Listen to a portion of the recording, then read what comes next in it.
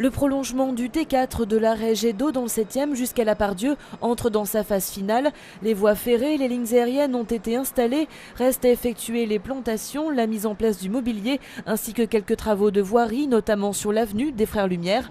Viendra ensuite la phase des essais. Ces essais démarrent à partir de la mi-avril jusqu'à mi-juin.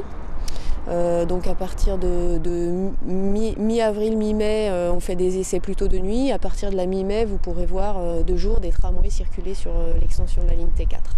Et la mise en service sera prévue début septembre. Le prolongement du T4 en remplacement du bus 36 permet de relier l'IUT Fessines grâce au rail du T1. La particularité du T4, c'est d'être le véritable trait d'union du réseau permettant de nombreuses connexions.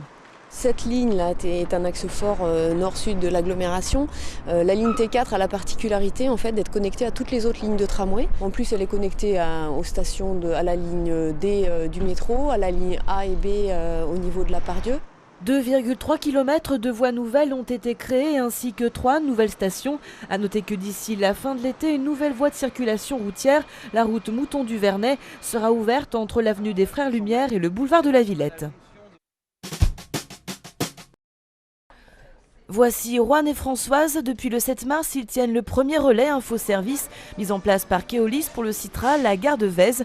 Un point d'accueil des usagers destiné à les orienter, les aider, les informer sur tout ce qui concerne leur trajet sur le réseau. Il est ouvert de 7h à 20h30 en semaine et de 9h à 20h30 le samedi.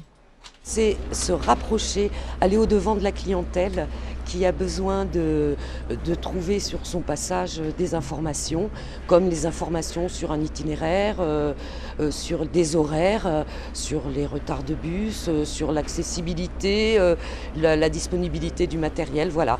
Les TCL avaient déjà développé de nombreux outils informatiques pour informer les voyageurs, mais ce point d'accueil a pour but de remettre l'humain au centre des relations entre TCL et ses usagers, en plaçant du personnel entièrement à leur écoute.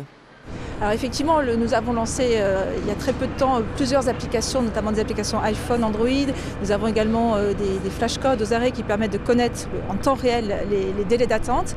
En revanche, tout le monde n'est pas équipé d'outils informatiques et il nous paraissait important d'être présent pour pouvoir établir un contact direct avec les clients suivant leurs besoins. D'ici la fin de l'année, 8 nouveaux relais infoservices seront mis en place à la Pardieu, Gare de Vénissieux, Laurent Bonnevet, Oulin, Bellecour, Jean Massé et à la Croix-Rousse. En raison d'un incident technique, le trafic est perturbé sur la ligne D. Une phrase toute faite que l'on a parfois l'occasion d'entendre sur le réseau.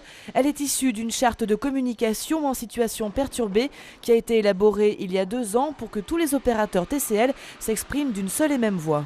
Dans cette charte, nous avons recensé 3 cas d'incidents. Première catégorie, les incidents voyageurs liés à un malaise par exemple d'un client dans une rame, on attend les pompiers. Deuxième cas, les actes de malveillance. Quelqu'un jette quelque chose sur une voie, le carrousel s'arrête. Et troisième catégorie, les incidents techniques.